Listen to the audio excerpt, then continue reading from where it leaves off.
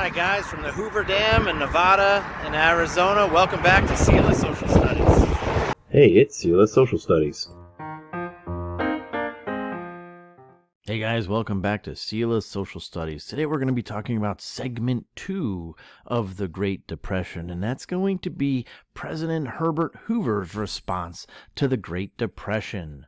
The presidential election at the end of the Roaring Twenties was an important one for the nation. Who were Americans going to elect? Would it be a businessman, someone who understood the business cycle and continued growth, or a progressive who would take a more hands-on approach to the relationship between business and government?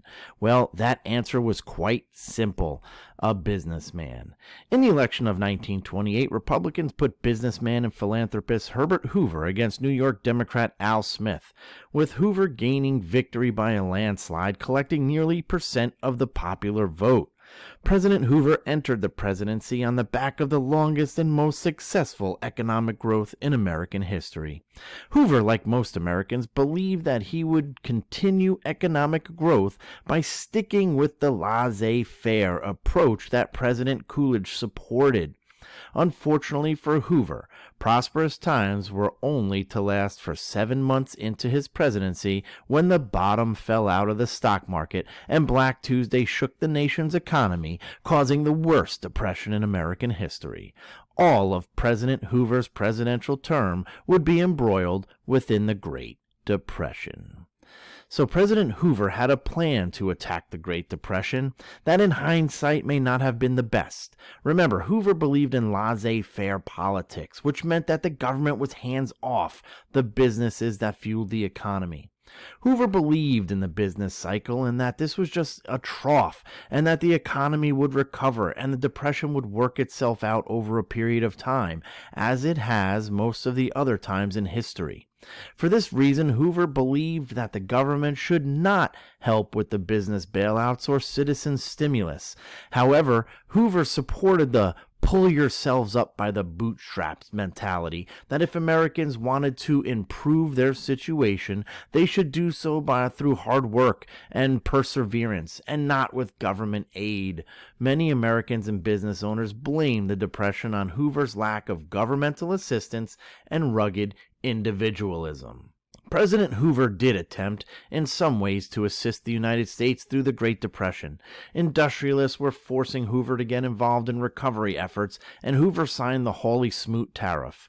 Most prominent economists of the era were advocating against signing the tariff because they believed it would further hurt American business.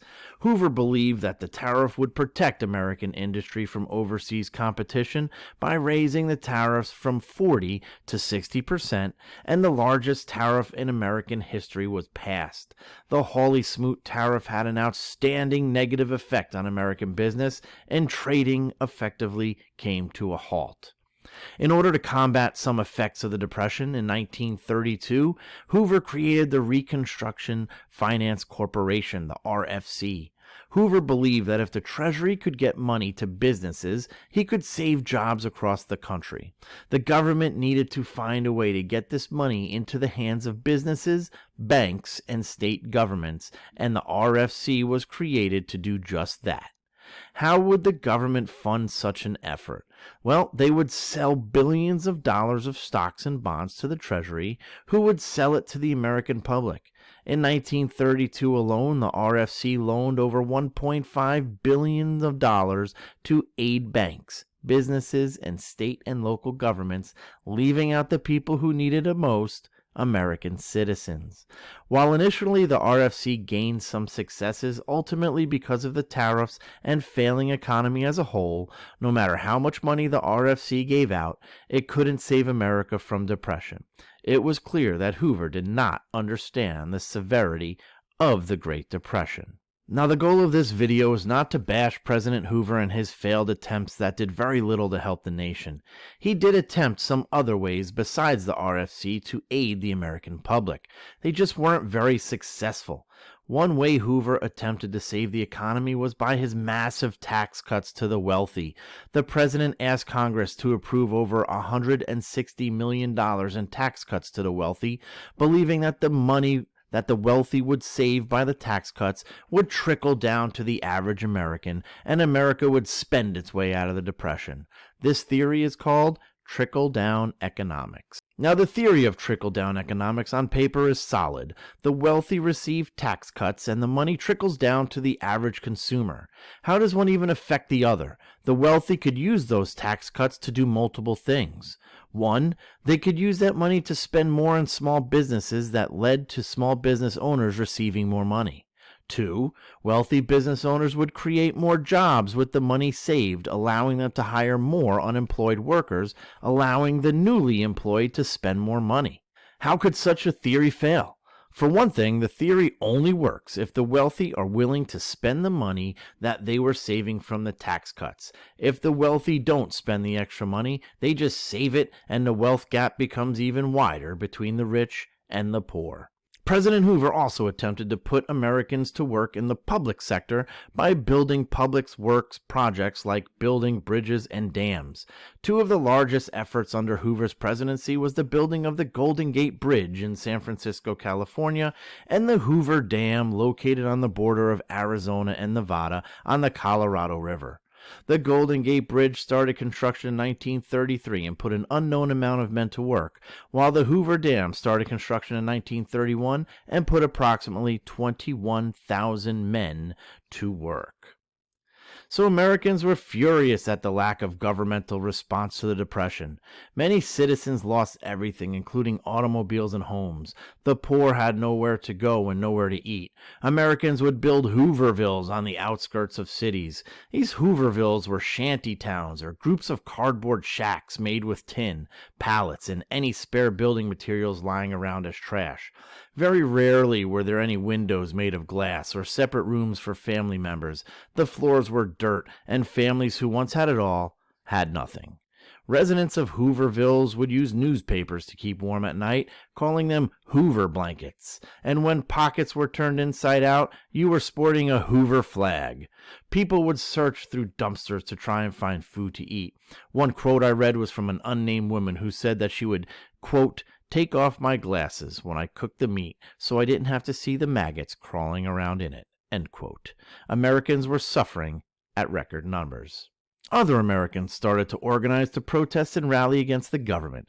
After World War I and during the height of the 1920s, Congress had passed a law that veterans who fought in World War I would receive a certificate that would be valued at $1,000 and redeemable in 1945 as a bonus for their service. Towards the beginning of the Great Depression, many of those soldiers who came back from war and took back their factory jobs had now lost that job and any benefits that came with it, like a paycheck. They had also exhausted their savings and were in desperate need of money. In June of 1932, these weary veterans began to strike back, nicknamed the Bonus Army. Nearly 15,000 World War I veterans protested outside the U.S. Capitol, demanding the early payment of the $1,000 payment of their bonus certificates. President Hoover refused to address the crowd as Congress debated to assist the Bonus Army or not. Hoover refused to help the struggling veterans and authorized the use of force to rid the Capitol of the crowd, resulting in some deaths of members in the Bonus Army. The public saw what was happening in Washington, D.C. and became outraged. After setting up a Hooverville across the Potomac River, the Bonus Army eventually dispersed without any more violence. So here's a couple of pictures of some Hoovervilles outside a city. I know they're kind of blurry, but you can see that there are these shanty towns, these little cardboard and wood and pallet houses where people were living. Here's an up-close picture of one right here. You can see a door. This one has a window, but they have pallets and looks like blankets as walls. Here's that quote that I was talking about, where that woman said that she would take off her glasses when she cooked the meat so she didn't have to see the maggots crawling around in it. This was the livelihood of urbanites in America during the presidential reign of President Herbert Hoover. After Hoover's first term, Americans demanded change, and change would come in the form of the presidential election of 1932. Herbert Hoover was the incumbent Republican nominee, and many strategists and a majority of the American public did not believe that Hoover would be able to be reelected. The Democratic nominee was New York Governor Franklin Delano Roosevelt. cousin of former progressive President Theodore Roosevelt. Roosevelt was popular in government circles, working under Wilson during the war. He had also taken huge strides in providing New York with aid during the Depression as their governor. Roosevelt was very optimistic and appealed to Americans as a savior, stating that Americans were dealt a bad hand and demanding that a new deal for the American people. Hoover's only strategy was to attack Roosevelt's Democratic plan, saying that it would weaken the American rugged individualism. That mudslinging wasn't enough to sway the American public, as the public sang Roosevelt's campaign song, "Happy Days Are Here Again." All right, guys, we'll see you in the next installment of the Great Depression when we cover Roosevelt's response. I'll see you next time.